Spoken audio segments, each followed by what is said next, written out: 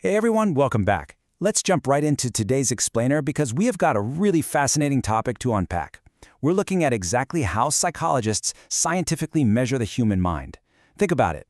If you've ever taken a standardized test, sat for a massive university exam, or even filled out a career placement assessment, you've actually been a participant in the incredibly precise science of psychological assessment. But how do practitioners actually separate what you know right now from what you're capable of learning tomorrow? Well, that's exactly what we're going to teach in depth today. So I want you to start by asking yourself this. What is the difference between what you have done and what you are capable of doing? I know, it sounds super philosophical, right? But in the world of psychological assessment, this is actually a highly technical, foundational distinction.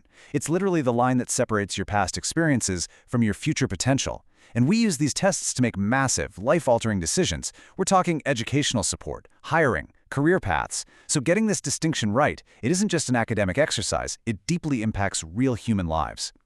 Here is our roadmap for today's explainer. 1. The core distinction. 2. Exploring achievement assessment. 3. Exploring aptitude assessment. 4. Limitations and ethical considerations. And 5. The assessment process flow. All right, let's start with Section 1, the core distinction. So achievement is entirely backward-looking. It looks at the past. It measures the acquired skills and competencies you've already gained through learning and experience. Aptitude, on the other hand, is entirely forward-looking. It focuses on the future. It's looking at your potential, your capacity to learn, develop, or perform successfully down the line. Psychologists are constantly required to differentiate between what a person has already accomplished and what they might actually be capable of accomplishing if you put them in the right conditions. You really need both of these pieces to get a full, accurate picture of a human being. Moving right along to Section 2, Exploring Achievement Assessment. By definition, achievement assessment is all about the actual outcomes of learning. Think about your high school finals, university assessments, language proficiency tests, or even just taking your driving test. The central assumption here is that learning should result in observable, measurable changes in your performance. Schools obviously rely heavily on this.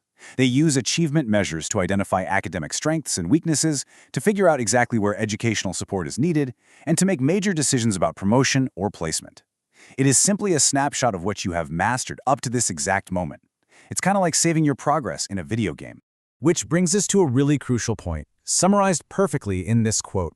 Achievement tests reveal what has been learned, but they do not necessarily reveal what an individual is capable of learning. We really want to teach this concept in depth today because there is this massive, persistent misconception out there that a low achievement score automatically implies low intelligence. And it absolutely does not. Listen, a student might score poorly on a math test because of chronic absenteeism. Maybe they had incredibly ineffective instruction, or perhaps they just have a really noisy home environment.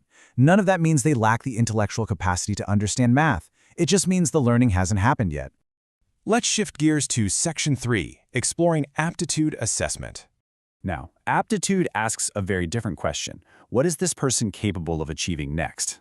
The theoretical foundation of aptitude testing is rooted in something called differential psychology. Basically, this is a study of how we all differ in our abilities, our talents, and our cognitive strengths.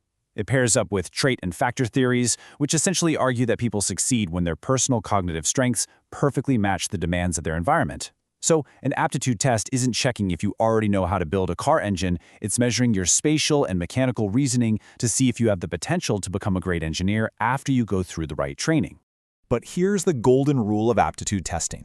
It provides probabilistic, not deterministic predictions.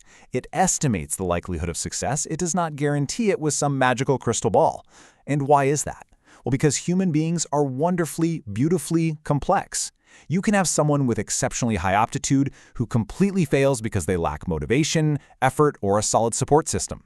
But conversely, and I absolutely love this, an individual with only moderate aptitude can achieve remarkable, outlier-level success simply through sheer perseverance, hard work, and grit. Aptitude maps out the possibilities, for sure, but your drive is what actually walks the path.